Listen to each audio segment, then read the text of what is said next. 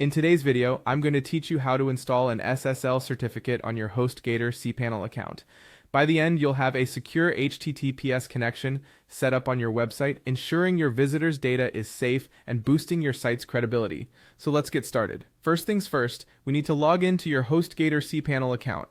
If you're not already familiar with cPanel, it's essentially a control panel that simplifies web hosting management. To access it, you'll need to go to the login page and enter your credentials.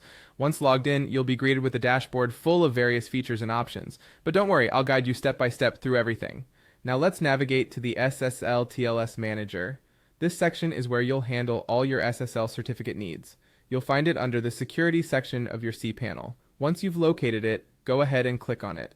Next up, you'll want to click on Generate, View, or Upload a Certificate.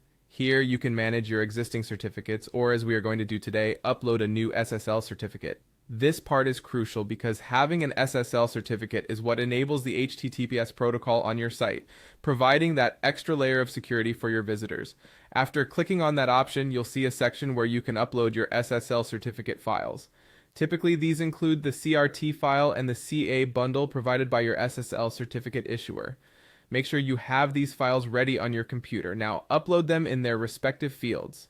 This process binds the certificate to your domain, which is an important step in achieving that secure HTTPS connection. Once you've uploaded your files, you should move on to Manage SSL Sites. This option allows you to install the SSL certificate on your chosen domain. You'll need to select your domain from the list provided. Double check to ensure you've selected the correct domain because this installation process links the certificate directly to it. With all of these steps completed, your last task is to confirm and test your HTTPS connection. Open your web browser and navigate to your website. In the address bar, you should see a padlock icon or HTTPS prefix before your URL. This visual cue indicates that your SSL certificate is active and your data is encrypted.